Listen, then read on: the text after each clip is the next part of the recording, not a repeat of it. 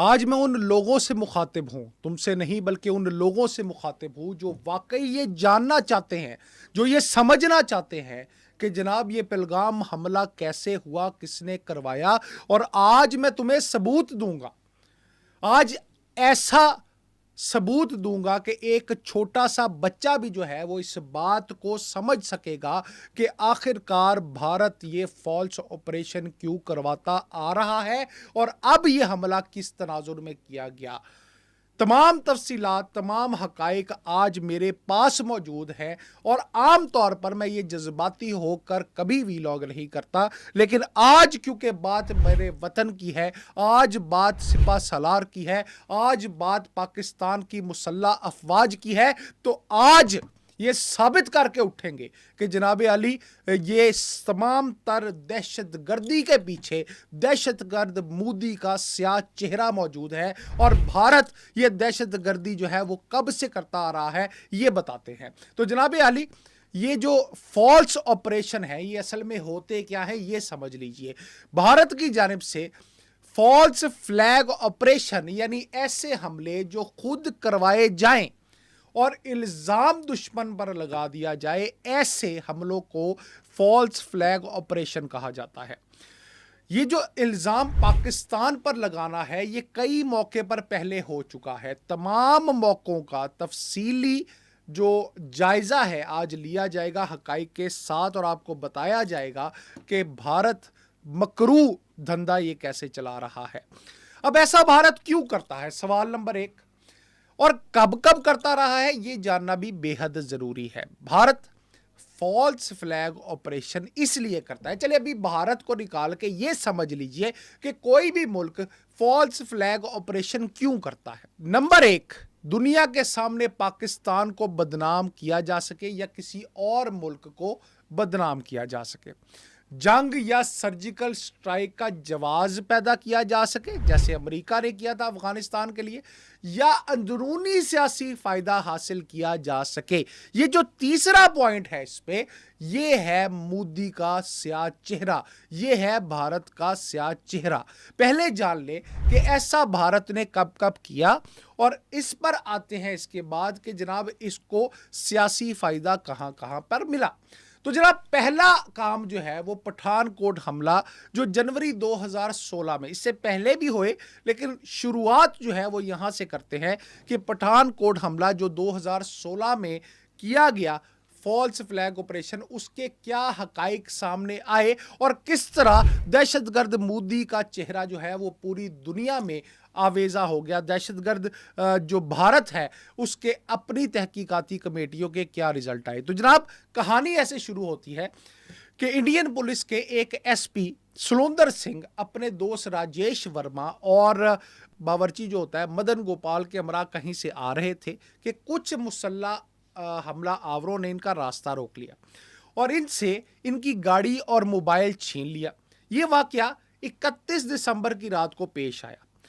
سلندر سنگھ نے اس واقعے کی اطلاع متعلقہ تھانے کے ساتھ ساتھ اپنے حکام بالا کو دے دی اور خدشہ ظاہر کیا کہ بھائی حملہ آور خطرناک لگ رہے تھے، ممکن ہے کہ کسی دہشت گرد کارروائی کے غرض سے ان کی گاڑی چھینی گئی ہو۔ باوجود اس کے کہ انٹیلیجنس کی رپورٹ پہلے سے موجود تھی کہ پٹھان کوٹ کے ایئر بیس پر حملہ ہو سکتا ہے، انڈین پولیس نے اپنے ہی ایس پی کی بات پر یقین نہیں کیا۔ لو بھائی، بدقسمتی سے اس ایس پی کا خدشہ درست ثابت ہوا اور 2 جنوری کی صبح 3:30 پر کچھ دہشت گردوں نے انڈین ایئر فورس کے اہم بیس پٹھان کوٹ میں گھس کر حملہ کر دیا۔ حملے کے آغاز میں ہی 6 سے زائد سیکیورٹی اہلکار ہلاک ہو گئے۔ تقریباً 19 گھنٹے کی لڑائی کے بعد دعویٰ کیا گیا کہ 4 دہشت گردوں کو ہلاک کر دیا جائے۔ یہ سٹرینتھ ہے تمہاری۔ آپریشن اپنے اختتام کو پہنچتا ہے، 19 گھنٹے لگتے ہیں اور تم صرف 4 دہشت گردوں کو ہلاک کر پاتے ہو۔ کہانی ابھی جاری ہے، حقائق ابھی نکلنے ہیں۔ اس اعلان سے قبل ہی انڈین میڈیا اور سرکار نے یہ دعویٰ بھی کر دیا کہ دہشت گردوں کا تعلق جیش محمد نامی تنظیم سے ہے، یعنی ابھی کچھ سامنے نہیں آیا، پہلے جو ہے وہ کہہ دیا گیا، اور ان کو پاکستانی آرمی کی پشت پناہی حاصل ہے. یعنی اگر کوئی خوبصورت بچہ بھی کہیں پیدا ہو جائے تو شاید اس کا بھی الزام جو ہے وہ فوری طور پر پاکستان پر لگ جائے گا. الزام لگایا گیا کہ دہشت گرد پاکستان سے بھارت میں داخل ہوئے اور سلوندر سنگھ کی گاڑی اور موبائل چھیننے کے بعد 2 جنوری تک پٹھان کوٹ ایئر بیس کے گرد لمبی لمبی گھاس میں چھپے رہے. جن کے بچے.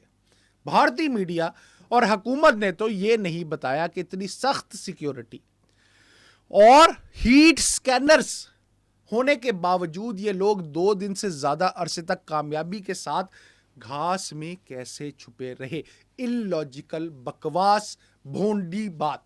مگر دعویٰ ضرور کیا گیا کہ دہشت گردوں کے متعدد فون کالز ٹریس اور ریکارڈ کیے گئے ہیں جن میں وہ پاکستان میں موجود کچھ لوگوں سے ہدایت لے رہے ہیں. ایک جانب اب ان کا یہ کمال کہ دہشت گرد پہلے ایئر بیس کی دیوار کے ساتھ اور پھر ایئر بیس کے اندر کئی دنوں تک چھپے رہے اور ان کو کانوں کان خبر نہ ہوئی کیونکہ نااہلی تو خود سے بیان کرنی ان پہ واجب ہے اور پھر بڑھ کے بھی مارنی ہے. اور دوسری جانب یہ پھرتی کہ کاروائی شروع ہونے کے ساتھ ہی انہیں ان دہشت گردوں کے پاکستان سے کنٹرول کیے جانے کے بارے میں تمام ثبوت ریکارڈنگز ہر چیز مل گئی. 3 جنوری کو مزید فائرنگ اور دھماکے ہوئے جن کے بعد حملہ آوروں کے خلاف آپریشن دوبارہ شروع ہو گیا اور یہ 5 جنوری تک چلتا رہا. اور کچھ رپورٹس کے مطابق کچھ اور کے مطابق 2 مزید حملہ آوروں کو ہلاک کیا گیا. ان 5 یا 6 دہشت گردوں کے مقابلے میں انڈیا کم از کم 6 فورسز کے سینکڑوں تربیت یافتہ افسر جوان تھے. یعنی ایک طرف 6 لوگ اور ایک طرف سینکڑوں لوگ. ان فورسز میں انڈین پولیس ڈیفنس سیکیورٹی کے دستے، Indian army, Indian air force, national security guards اور گارڈز کمانڈو فورس شامل تھی. اس کے باوجود چند دہشت گردوں نے اتنے دنوں تک ان تمام فورسز کو الجھائے رکھا. بھارت کی ٹاپ ایجنسی کو تو یہ پتہ ہی نہیں چلتا کہ دہشت گردوں کو ختم کر دیا گیا ہے یا نہیں، لیکن انہیں پاکستان کے خلاف تمام مبینہ ثبوت منٹوں میں مل جاتے ہیں.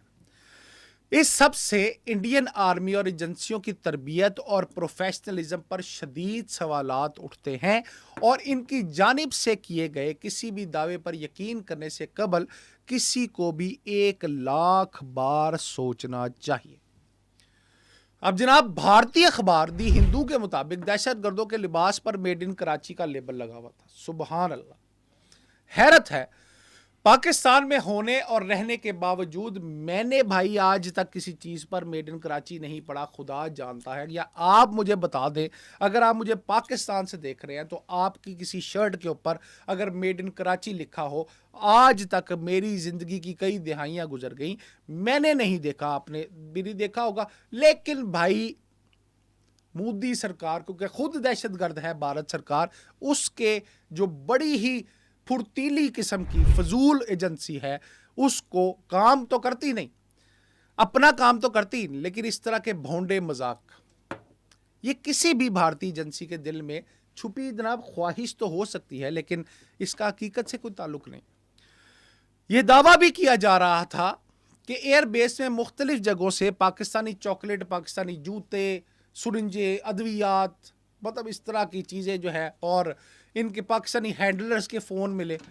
یعنی پاکستانی ایجنسیاں اتنی بے وقوف ہیں کہ انہوں نے دہشت گردوں کی جیب کھولی اور اس کے اندر میڈ ان پاکستان کے لیبل لگا کے جناب تمام چاکلیٹیں اور یہ وہ ڈال دی. کیا مذائقہ خیز، مطلب آگے آپ سمجھ ہی سکتے. اس کے ساتھ ساتھ یہ دہشت گرد جو ایک خودکش مشن پر تھے ان کی یادداشت اتنی کمزور تھی کہ انہوں نے مبینہ پاکستانی فون نمبرز زبانی یاد نہیں کیے تھے. انہوں نے جناب ڈکشنری لکھی تھی، وہ ایک کاپی لکھی ہوئی تھی، اس میں جناب یہ سارا کچھ کیا گیا. اب ان کی انویسٹیگیشن ایجنسی نے مزید دعویٰ کیا کہ دہشت گرد کہاں کہاں پھرتے اور چھپتے رہے. اس کا اندازہ انہوں نے کھجور کی گٹلیوں سے لگایا. لا حول ولا قوت. جو دہشت گرد مختلف جگہوں پر پھینکتے آئے تھے. یہ کوئی بچوں کی سٹوری لگتی ہے کہ بچی گم گئی ہے تو بھائی اس نے جو ہے کنکر پھینکنے یا جو گٹلیاں پھینکنے کا معاملہ کر لیا. لگتا ہے بیچارے دہشت گرد بہت غریب ہوں گے ورنہ وہ بھلا بھائی گٹلیوں کے بارے میں مطلب بادام اور کھجوروں خرید لیتے بیچارے کہ مطلب کیا کرتے وہ. خیر متعلقہ ایجنسی کی تفتیشی افسران ابھی تک اپنے مطلب بچپن میں پڑھی ہوئی جو کہانیاں ہیں وہ شاید ان سے نا باہر نہیں نکل سکے تھے. سلوندر سنگھ جو بھائی ادھر ہاتھ بندھے ہوئے تھے جس کا اس کا بیان آیا جناب سب سے نرالا بیان تھا. ان کے بقول حملہ آوروں کے بعد بھی جب معلوم ہوا ان کو کہ وہ ایک پولیس کا سینئر افسر تھا تو ان کو مارنے کے لیے بھائی واپس آئے, لیکن اس وقت تک بھائی اس نے اپنے ہاتھ کھولے اور موقع سے فرار ہو گیا, تتر ہو گیا. کسی تفتیشی سے سلوندر سنگھ نے یہ نہیں پوچھا, کسی تفتیشی نے نہیں پوچھا اس سے کہ دہشت گرد اتنے تربیت یافتہ تھے کہ جناب انہوں نے تمہارے ہاتھ بھی صحیح طرح نہیں باندھے. کمال ہے بھائی, انہوں نے سینکڑوں کمانڈوز کو نچائی رکھا لیکن ان کو کسی یرغمال کی ہاتھ نہیں باندھنے آتے تھے. اور سلوندر سنگھ نے ریٹائرمنٹ کے بعد ایکسٹینشن پر ہونے کے باوجود اتنی آسانی سے اپنے بندھے ہوئے ہاتھ جناب خود ہی کھول لی. طاقت ہی بڑی تھی سلوندر سنگھ میں. دوسرا یہ مان بھی لیا جائے کہ سلوندر سنگھ اپنے آپ کو آزاد کروا کر فرار ہونے میں کامیاب ہو گئے, پھر ان کو کس طرح معلوم ہوا کچھ ہی دیر بعد کہ وہ دہشت گرد ان کو قتل کرنے واپس آ رہے ہیں, جبکہ وہ تو بھائی بھاگ چکے تھے, نکل گیا ہوا تھا. اس کو کوئی مطلب اوپر سے ظاہر ہے کچھ جن چڑیل یا کوئی ایسی چیز آئی ہوگی جو اس کو بتا رہی ہوگی. ایک اور دلچسپ بات کہ انہوں نے اپنے بیان میں کہا کہ اندھیرا ہونے کی وجہ سے ان کو دہشت گردوں کی شکلیں یہاں تک کہ درست تعداد تک نظر نہیں آئی, مگر دوسری جانب انہوں نے دہشت گردوں کے زیر استعمال اسلحہ, ان کی اقسام اور جی پی ایس کے آلات کی تفصیل نہ صرف دیکھی بھی بلکہ ان کو یاد بھی تھی. کمال, جی پی ایس بھی تھا لیکن گٹلیاں بھی پھینک رہے تھے.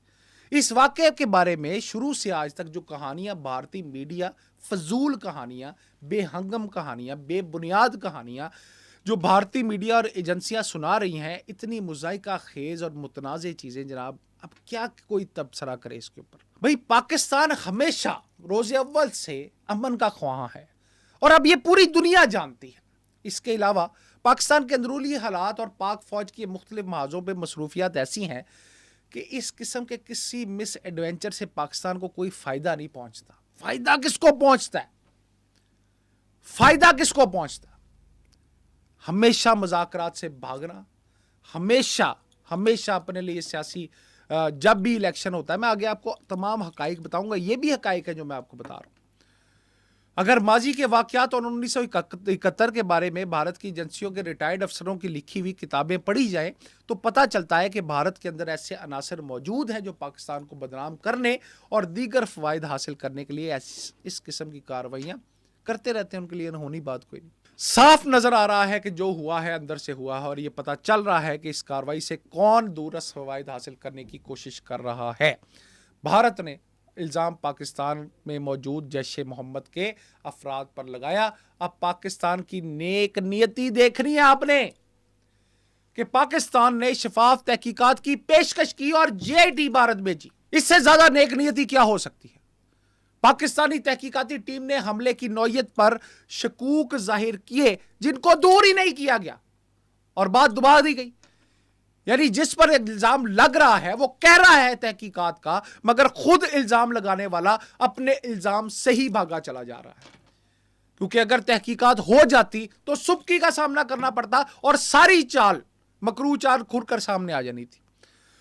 اب اس کے ساتھ ساتھ یہ بات بھارت کے باسیوں اور وہاں موجود تجزیہ کاروں کو بھی سمجھ آ گئی ہے. یہاں تک سیکیورٹی حکام بھی چیخ کر کہنے لگے ہیں کہ معاملہ بھارت کی جانب سے ہی گڑبڑ ہے, مگر ہوشیاری سے معاملہ دبا دیا گیا. کچھ بھارتی سیکیورٹی حکام نے تو اسے اندرونی سیکیورٹی ناکامی قرار دیا ہے اور اس کا اعتراف بھی کیا ہے. اب جناب اس حملے کو میں نے آپ کو تمام تر حقائق بتا دیے, اس کے ثابت ہو گیا کہ بھارت نے خود کرایا. اب دوسرے حملے کی بھی سن لیجئے, دوسرا فالس فلیگ آپریشن, اس کا بھی سن لیں جو اڑی حملہ تھا. 18 ستمبر 2016 کو جموں کشمیر کے علاقے اڑی میں بھارتی فوج کے ایک کیمپ پر جناب حملہ ہوا. اب ایل او سی کے قریب یہ کام کیا گیا. الگ صبح یہ جو حملہ ہوا اس میں 4 مسلح افراد نے کیمپ میں گھس کر فائرنگ اور دھماکہ خیز مواد سے حملہ کیا. 19 بھارتی فوجی مارے گئے جو اس وقت سو رہے تھے. حملہ آور بھی مارے گئے. بھارت کے مطابق تمام کے تمام پاکستانی تھے. اب بھارت نے کیا دعویٰ کیا؟ بھارت نے فوری طور پر بغیر کسی تحقیق یا ثبوت کے الزام پاکستان پر لگا دیا. आंखें बंद करके। भारतीय मीडिया ने इसको खूब उछाला जैसे वो उछालता है और पूरे मुल्क में बदला लो की मुहिम चलाई। इसके चंद दिन बाद भारत ने ऐलान किया कि उन्होंने पाकिस्तान में घुसकर सर्जिकल स्ट्राइक कर दी है। सो रहे थे उस वक्त, ये मैं साबित करूंगा, सो रहे थे, ख्वाब में स्ट्राइक की, पूरी दुनिया के सामने आश्कार हुआ, नंगा हो गया भारत। पाकिस्तान का जवाब क्या था? पाकिस्तान ने इल्जाम की सख्ती से तरदीद की और कहा कि भारत ने कोई सबूत नहीं दिया, सर्जिकल स्ट्राइक अफसाना है भाई। और आलमी मीडिया ने भी इस दावे पर शकूक व शुबात का इजहार कर दिया। अब शवाहिद क्या है वो सुन लीजिए। हमलावरों की शनाख्त कभी वाजे हो ही नहीं सकी, ना उनकी शनाख्त ना उनकी लाशों की आजादाना तस्दीक हुई। भारत ने कहा वो पाकिस्तानी थे, लेकिन कोई डीएनए टेस्ट, फिंगरप्रिंट्स या शनाख्ती कार्ड सामने लाया ही नहीं गया। 2 हमलों की टाइमिंग मशकूक थी। हमला भारतीय रियासत इंतखाबात और यूएनओ जनरल असेंबली इजलास से कुछ दिन पहले हुआ। कड़ियां मिलाएं, भारत को कश्मीर में बदनामी हो रही थी और तवज्जो हटाने की शदीद जरूरत थी। अब भाई ये तो था सिनेरियो। भारतीय फौज के अंदर से भी सवालात उठे। साबिक आर्मी अफसरान ने पूछा कि भाई इतने महफूज कैंप में हमला कैसे हो सकता है? सिक्योरिटी का लेवल इतना सख्त होता है कि बगैर अंदरूनी मदद के हमला हो ही नहीं सकता। सर्जिकल स्ट्राइक का दावा अब कैसे झूठा निकला? आलमी मीडिया ना पाकिस्तान ने सरहद पर किसी बड़ी फौजी सरगर्मी की तस्दीक ही नहीं की, ना हो सकी। यहां तक कि न्यूयॉर्क टाइम्स ने, CNN ने, BBC जैसे इदारों ने तमाम रिपोर्ट शाया की जिसमें साफ साफ लिखा था कि सर्जिकल स्ट्राइक के ना होने की रिपोर्टें सामने आई हैं। अब अर्नाब गोस्वामी की बात सुन लें। आपको याद होगा कि व्हाट्सएप में क्या इंकशाफ हुआ था। अर्नाब गोस्वामी जो बड़ी बकबक करता है जनाब, उसको पुलवामा और उड़ी हमले की पेशगी इतला थी। अगर यह मामला पाकिस्तान की जानिब से हुआ तो अर्नाब गोस्वामी को पुलवामा और उड़ी हमले का कैसे पता था? ये तमाम तर शवाहिद जो हैं इस बात को साबित करते हैं कि जनाब ये हमला भी फॉल्स फ्लैग ऑपरेशन था, यानी मकरू दहशतगर्द भारत की एक और चाल थी कश्मीर से तवज्जो हटाने के लिए। आपको बताते हैं मुंबई हमलों का जो हुए 2008 में। मुंबई में भारत के मुताबिक 10 दहशतगर्द, जिनमें से एक अजमल कसाब को जिंदा गिरफ्तार किया गया। हदफ क्या था उसका? ताज होटल, ओबराय होटल, निर्माण होटल, यहूदी मरकज जो था, छत्रपति शिवाजी टर्मिनस स्टेशन जो था। अब ये जो सारे हदफ थे, उनके बाद हुआ ये कि मरने वाले जो थे उसमें 170 से ज्यादा अफराद थे। अब ये हुआ नहीं कि भारत ने फिर से एक दफा इल्जाम पाकिस्तान पर धर दिया। ISI की मुआवनत जो कहते हैं वो कहते हैं कि लश्कर तैयबा को इसमें हासिल थी और जनाब इसके पीछे भी पाकिस्तान। कहते हैं जी हमला पाकिस्तान से प्लान हुआ था, अजमल कसाब पाकिस्तानी था, हमले में ISI और लश्कर तैयबा मुलविस थी। दुनिया भर में पाकिस्तान को दहशतगर्द मुल्क के तौर पर पेश किया, चीख चीख कर भौंका गया, बोला गया। अब मशकूक पहलू सुनिए, मशकूक पहलू और हकाइक। अजमल कसाब की वीडियो जाली थी या एडिट की? उर्दू लहजा नहीं था, हिंदी मराठी से मुशाबियत रखता था लहजा, जैसे किसी ने अदाकारी की हो। पाकिस्तानी सहाफियों ने अजमल कसाब के गांव फरूखाबाद जाकर तस्दीक की वो गायब था, लेकिन कई शवाहिद मुतजाद निकले। भारतीय अदालत में अजमल कसाब का बयान पूरी तरह मीडिया में रिलीज नहीं किया गया, सिर्फ कुछ हिस्से टुकड़े अपनी मर्जी के नशर किए गए, हजीमत करके कत्ल कर दिया गया। और इसमें सबसे बड़ी बात, हेमंत करकरे का कत्ल। अब ये वो बंदा था ATS का जो चीफ था, ये वो बंदा था जो हिंदुत्व, दहशतगर्दी, मालीगांव बम धमाकों पर तहकीकात कर रहा था और साफरान दहशतगर्दी को बेनकाब करने जा रहा था। ये वो बंदा था। करकरे के अहला खाना ने इनके कत्ल की साजिश पर सवालात उठाए और इनकी मौत को मशकूक करार दे दिया। फिर डेविड हेडली का किरदार, اس کا اصل نام تھا داؤد گیلانی. جو حملے کی منصوبہ بندی میں شامل بتایا گیا وہ امریکی جاسوس تھا, امریکی ایجنٹ تھا. اس نے ممبئی کا دورہ کیا, ویڈیو بنائی, لیکن بعد میں امریکہ نے اسے پروٹیکشن دے دیا. بھارت اسے آج تک انڈیا نہیں لا سکا. سوال یہ ہے کہ اگر وہ ماسٹر مائنڈ تھا تو کیوں بچا ہوا ہے؟ نرمان ہاؤس پر مشکوک آپریشن, یہ جو یہودی مرکز پر ہونے والا فوجی آپریشن مکمل کلیک ڈاؤن میں کیا گیا, یعنی کہ میڈیا بند تھا. حملے کے بعد اسرائیلی ایجنسی موساد نے تفتیش میں شامل ہونے کا مطالبہ کیا, لیکن بھارت نے تعاون نہ کیا. اب کئی کتابیں اس بات کا انکشاف کرتی ہیں. ایک کتاب ہے ہو کلڈ کارکرے. اس کتاب میں دوستو دعویٰ کیا گیا ہے کہ ہیمنت کرکرے کو راشٹر سیوک سنگھ, RSS اور ہندتوا گروپس نے قتل کروایا ہے, اور حملے سے پہلے کئی بار وارننگ دی گئی تھی لیکن نظر انداز کی گئی. یہ کہنا ہے بھارت کے سابق انٹیلیجنس افسر کا. پھر یہ بھی کہا گیا وکی لیکس میں اور سنوڈن میں اور اس کے ڈاکومنٹس کے مطابق یہ بھی کہا گیا کہ حملہ جو ہے وہ بھارت نے خود کروایا یا ہونے دیا. امریکی حکام کو بھی حملے کی پیشگی اطلاع تھی مگر روکنے کی کوشش نہیں کی گئی. اب کیوں نہیں کی گئی؟ وہ صرف اس لیے نہیں کی گئی کہ اس سے اپنا سیاسی فائدہ اٹھایا جا سکے, اسے پاکستان کو بدنام کیا جا سکے, اس لیے نہیں اٹھانے دیا گیا. یہ تمام تر حقائق اس بات کو ثابت کرتے ہیں کہ بھارت ہر جگہ اپنے لوگ مارنے میں سب سے بڑا دہشت گرد خود بھارت. اب جناب علی پلوامہ کی ذکر کر لیتے ہیں. پلوامہ حملہ سب جانتے ہیں, اب اس کی مکمل کہانی سناتے ہیں. 14 فروری 2019 کو مقبوضہ کشمیر کے ضلع پلوامہ میں بھارتی نیم فوجی دستے نے, جس کو CRPF کے قافلے پر خودکش حملہ کیا گیا. حملے کی تفصیل یہ ہے کہ ایک نوجوان نے کار میں بارود بھر کر قافلے سے ٹکرا دی. 40 سے زائد بھارتی فوجی ہلاک ہو گئے. بھارت نے کیا کیا؟ وہی کیا جو پہلے بتاتا رہا ہوں. بھارت نے فوراً بغیر تحقیق کے پاکستان اور جیش محمد پر الزام دھر دیا. اب فالس فلیگ کس طرح؟ تمام شواہد سامنے آئے. بھائی گاڑی کہاں سے آئی؟ بارود سے بھری کار سخت سیکیورٹی والے علاقے میں کیسے پہنچی؟ قافلہ اس قدر غیر محفوظ کیسے تھا جب پورے کشمیر میں لاک ڈاؤن, سرچ آپریشن اور ہزاروں فوجی تعینات تھے؟ خودکش حملہ آور کیسے گاڑی بھری ہوئی بارود سے لے کر آ گئی؟ بھارتی میڈیا نے ایک ویڈیو دکھائی جس میں نوجوان عدیل احمد ڈار اعتراف کر رہا ہے, مگر ویڈیو کا سورس نامعلوم ہے. نہ اس کی لاش کا DNA میچ ہوا, نہ پاکستان سے کوئی براہ راست تعلق ثابت ہوا. اب اس سے پہلے بھارتی انٹیلیجنس نے پہلے ہی خبردار کر دیا تھا. بھارت کی IB اور رو نے خود خبردار کیا تھا کہ قافلے پر حملہ ہو سکتا ہے. پھر احتیاط کیوں نہیں کی گئی؟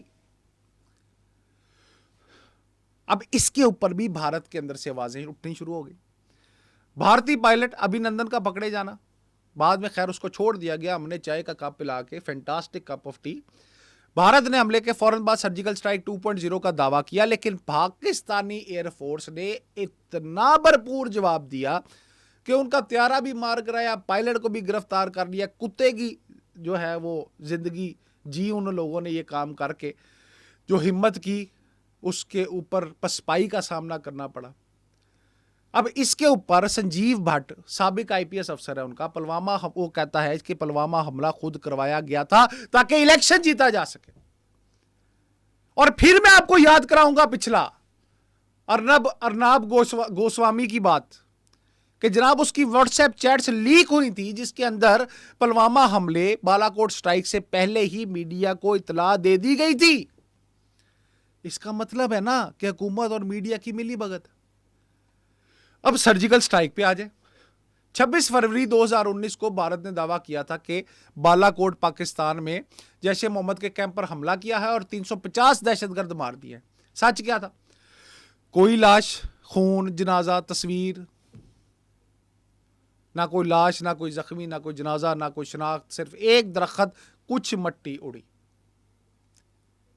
AI, A1, writers, BBC, new York Times, Al Jazeera, بالا کوٹ میں صرف ایک خالی مدرسے کو انہوں نے کہا کہ تھوڑا سا نقصان ہوا ہے, कोई जानी नुकसान नहीं, कोई कुछ नहीं। सैटेलाइट इमेजेस साफ नजर आ रहा था कि कोई ऑपरेशन नहीं हुआ। तो जनाब आली ये भी बुरी तरह फ्लॉप, साफ सारी दुनिया को समझ आ गया कि फॉल्स फ्लैग ऑपरेशन था। ये मोदी दहशतगर्द की साजिश थी। ये मोदी दहशतगर्द है जो कि अब दहशतगर्द, आप सोचे कि इंडिया तो बाकायदा इस वक्त भारत दहशतगर्द बन चुका है। कैसे कि भाई कनाडा जस्टिन ट्रूडो समेत 5 ममालिक इस बात का इतराफ कर चुके हैं कि रॉ में सिखों को भी मरवाया गया। इतराफ किया जा चुका है, सबके सामने कहा जा चुका है कि India is a terrorist state. अब जनाब मैं आता हूं पहलगाम पे 22 अप्रैल 2025 को मकबूजा कश्मीर के इलाके पहलगाम में एक दहशतगर्द हमले में 26 सियाह हलाक और 17 जख्मी हुए। यह हमला एक मारूफ सियासी मकाम है जिसके ऊपर हुआ। हमलावरों की तादाद 4 बताई गई है। सियाहती ये हमला दोस्तों एक मारूफ सियाहती मकाम है जिसके ऊपर हुआ। हमलावरों की तादाद 4 बताई गई और एक ग्रुप कश्मीर रेजिलियंस ने इसकी जिम्मेदारी कबूल की। भारतीय हुकाम का कहना है कि ये ग्रुप पाकिस्तान में मौजूद तंजीमों का फ्रंट है। ताहम पाकिस्तान ने फिर अब इस वाक़े के हकाइक भी समझ ले। इस वाक़े के बाद भारतीय वजीर आज़म नरेंद्र मोदी ने सऊदी अरब का अपना दौरा मुख्तसर करके फौरी तौर पर भारत वापस आ गया। और ये उस वक्त नहीं आया था मोदी दहशतगर्द जिस वक्त भारत में आग लगी हुई थी, और इसने जनाब फनकारी ये की कि पाकिस्तान की फ़ज़ाई हदूद से गुरेज किया, मुतबादल रास्ता अख्तियार किया। हमले के बाद भारत ने पाकिस्तान के साथ ताल्लुकात में सख्ती लाते हुए कई इकदाम किए, जिनमें सिंतास मुआहदे की मुअत्तली, पाकिस्तानी सफारतकारों की मुल्क बदरी और वाघा अटारी सरहद की बंदिश शामिल है। इसके ऊपर भाईजान पाकिस्तान ने इससे भी बड़ा डिसीजन लिया और ईंट का जवाब पत्थर से दिया और तमाम तर सख्त इकदाम और 2 टोक इकदाम किए और 2 टोक बताया कि भाई अब नहीं, अगर अब पाकिस्तान में कोई मरेगा, शहीद होगा तो उधर भी नुकसान होगा। अब सोचें कि हमले की जगह लाइन ऑफ कंट्रोल से तकरीबन 400 किलोमीटर दूर है, जिस पर सवालात उठाए जा रहे हैं कि हमलावर भाई इतनी दूर अंदरूनी इलाके तक कैसे पहुंच गया। पाकिस्तानी सियासतदानों ने इस हमले को फॉल्स फ्लैग ऑपरेशन करार देते हुए अब भारत को खबरदार किया है कि इस तरह के इकदाम के भाई संगीन नताइज होंगे। इस हमले में कश्मीर में सियाहत पर मनफी असरात डाला है और खित्ते में कशीदगी में इजाफा हुआ है। भारत में ऑपोजिशन जमातों ने भी हुकूमत से सवाल किए हैं, इतनी सख्त सिक्योरिटी के बावजूद हमला कैसे मुमकिन हुआ, जिसका मोदी सरकार के पास कोई जवाब नहीं है। अब आपको बताते हैं कि मामला क्या है। बिहार में इलेक्शन होने वाले हैं और बिहार का इलेक्शन मोदी किसी तरह भी हारना नहीं चाहता, जबकि बिहार में इंतहाई बुरी सूरत हाल है। जब आप देखेंगे, जब भारत के अंदर से भी ये आवाजें उठ रही हैं कि जब मोदी सरकार आई है तब तक ऐसा कुछ ना कुछ जरूर हुआ है। जब मोदी को वोट की जरूरत पड़ी है तब तक उस दहशतगर्द मोदी ने तब अपने ही लोगों के खून को जरूर बहाया है। ये जो मोदी सरकार है ये चाहती है, क्योंकि ये एक माइंडसेट है, ये वो दहशतगर्द है मोदी जिसने जनाब आली गुजरात का कातिल और कसाब मशहूर है, ये अकलियतों का कातिल है और अब ये अपने लोगों का, अपनी बरादरी का यानी हिंदुओं का भी कातिल बन गया है, क्योंकि इसके नज़दीक सिर्फ वोट की अहमियत है, जीत की अहमियत है, इक़्तिदार की अहमियत है। और इसके लिए एक बार फिर से ऑपरेशन फॉल्स फ्लैग किया गया है। तो असल में फॉल्स फ्लैग का मतलब ये है कि मोदी को कोई ना कोई या भारत को कोई ना कोई सियासी फायदा चाहिए। एक बात कान खोल कर सुन लो, तुम हमारा पानी बंद क्या करोगे? वो पानी तुम बंद कर ही नहीं सकते, और सोचना भी ना पाकिस्तान की तरफ मैली नजर से देखने का, क्योंकि इस बार तुम्हें चाय नहीं पिलाई जाएगी, तुम्हारे टकरे टोटे कर दिए जाएंगे। पूरी पाकिस्तानी कौम अपने सिपा सलार के साथ, अपनी पाक अफवाज के साथ, और तुम्हें मुंह तोड़ जवाब देने के लिए तैयार खड़ी है।